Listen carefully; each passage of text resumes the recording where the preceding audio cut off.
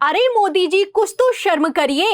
ये मैं नहीं कह रही, पीएम मोदी के रोड शो में शामिल लोगों का कहना है। खबर है कि मोदी जी की रैली में भीड़ इकट्ठा करने के लिए लगाए गए होमगार्ड की 24 घंटे लगातार ड्यूटी करने के चलते मोदी के रोड शो में हार्ट अटैक से मौत हो गई। लेकिन मोदी जी वहां से हाथ हिलाते निकल गए और बेशर्मी की हद तो तब पार हो गई जब प्रधानमंत्री नरेंद्र मोदी इतना हड़बड़ा गए कि हाई अलर्ट घोषित कर दिया है और अपने आसपास आने वाले हर शख्स के लिए कोरोना टेस्ट कराने के आदेश पारित किए हैं। तो बिहार में ऑपरेशन सिंदूर के नाम पर वोट मांगने पहुंचे प्रधानमंत्री नरेंद्र मोदी कैसे भाग खड़े हुए आपको बताएंगे, लेकिन खबर में सबसे पहले बिग ब्रेकिंग देखिए।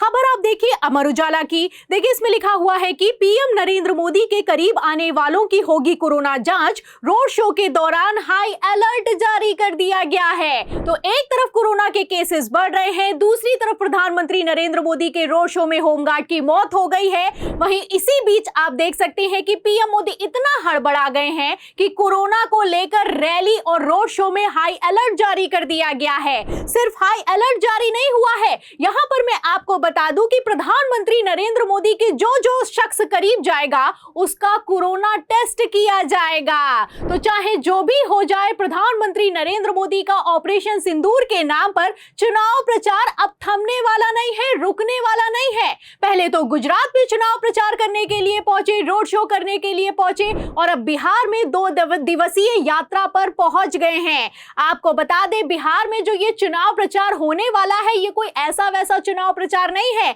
बिहार को लेकर खबर ये निकलकर सामने आई है कि 29 मई को बिहार में प्रधानमंत्री नरेंद्र मोदी के चुनाव प्रचार के लिए 32 जगह स्टेज लगने वाले हैं। तो धुआंधार चुनाव प्रचार होने वाला है।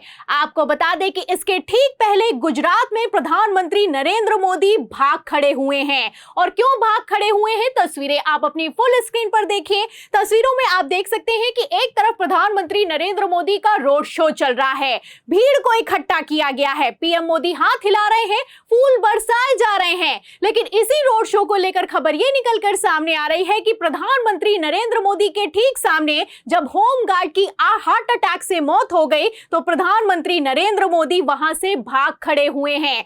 आपको बता दें, इस भीड़ को लेकर भी दावा किया जा रहा है कि इस भीड़ के लिए पैसे बांटे गए हैं, कलेक्टर ऑफिस से लेकर पुलिस वालों को लगा दिया गया है और इतना लगा दिया गया है कि 24 घंटे की ड्यूटी लगाई गई है। और इसी 24 घंटे की ड्यूटी के दौरान वडोदरा में पीएम मोदी के रोड शो की तैयारी में एक होमगार्ड की हार्ट अटैक से मौत हो गई है। तस्वीर आप देख सकते हैं और इस होमगार्ड का नाम नितेश भाई जारिया बताया जा रहा है। तो ये गुजरात का हाल हो चुका है। अरे जो प्रधानमंत्री नरेंद्र मोदी गुजरात के वडोदरा में अपने रोड शो में फूल बरसाने के लिए कर्नल सोफिया कुरैशी के परिवार को बुला सकते हैं, कलेक्टर ऑफिस से फोन करवा सकते हैं, वो करने को कुछ भी कर सकते हैं। फिलहाल इस पर कांग्रेस भड़की भी है। सुप्रिया श्रीनेत्र का कहना है कि इस बेहयाई के लिए एक अलग तरह का जिगर चाहिए। पहलगाम में आतंकी हमला हुआ, वहां नहीं गए। पुंछ में हमारे निर्दोष लोग शहीद हुए, वहां नहीं गए। सर्वदलीय बैठक हुई, वहां नहीं गए। ट्रंप रोज सीज फायर का श्रेय लेता है, कुछ नहीं बोलते। लेकिन बोलते हैं तो कहां पर बोलते हैं? रोड शो में बोलते हैं, रैली में बोलते हैं, चुनाव प्रचार में बोलते हैं। और बोलते हैं तो ऐसा बोलते हैं, ऐसी घटिया बयानबाजी करते हैं, ऐसी शर्मनाक बयानबाजी करते हैं, ऐसे डायलॉग मारते हैं कि शक्ति कपूर भी शर्मा जाए। आप अच्छे से जानते हैं कि किस तरीके की लफाजी की जा रही है। बयान दिया जा रहा है कि हमारी रगों में खून नहीं बल्कि सिंदूर दौड़ता है, गरम सिंदूर दौड़ता है।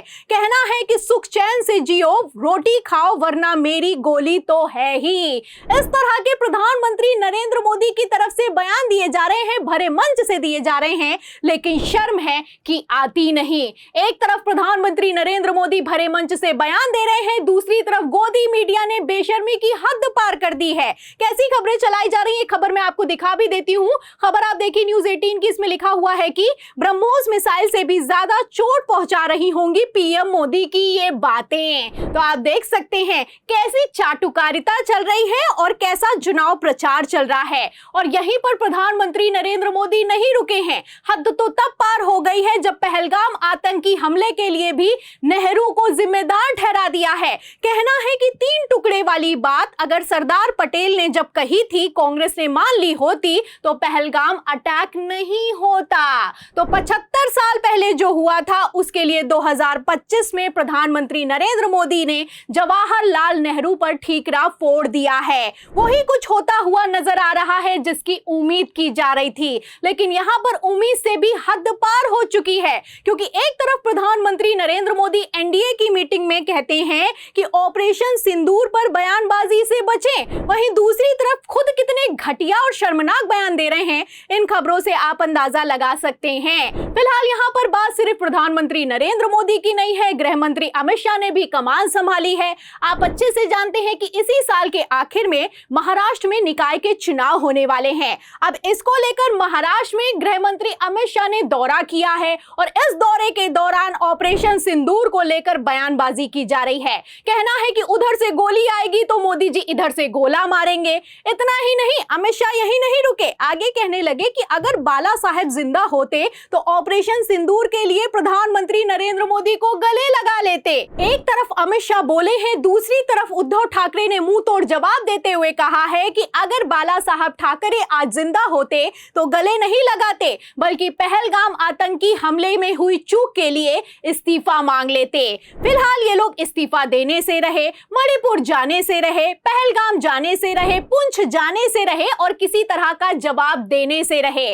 आपको बता दें कि एक तरफ जहां फजियत हो रही है, दूसरी तरफ ऑपरेशन सिंदूर को लेकर चुनाव प्रचार अपने चरम पर चल रहा है। खबर निकलकर सामने आई है कि पटना में एयरपोर्ट पर पहलगाम के पीड़ितों से पीएम मोदी ने मुलाकात की है। अब मुलाकात की थी तो ये मुलाकात भी कैमरे के सामने होनी चाहिए थी, क्योंकि प्रधानमंत्री नरेंद्र मोदी का कहना है कि ऑपरेशन सिंदूर जब हुआ तो कैमरा ऑन किया गया था, कैमरे पर ऑपरेशन को अंजाम दिया गया है। मतलब लफाजी की भी इंतहा पार हो चुकी है।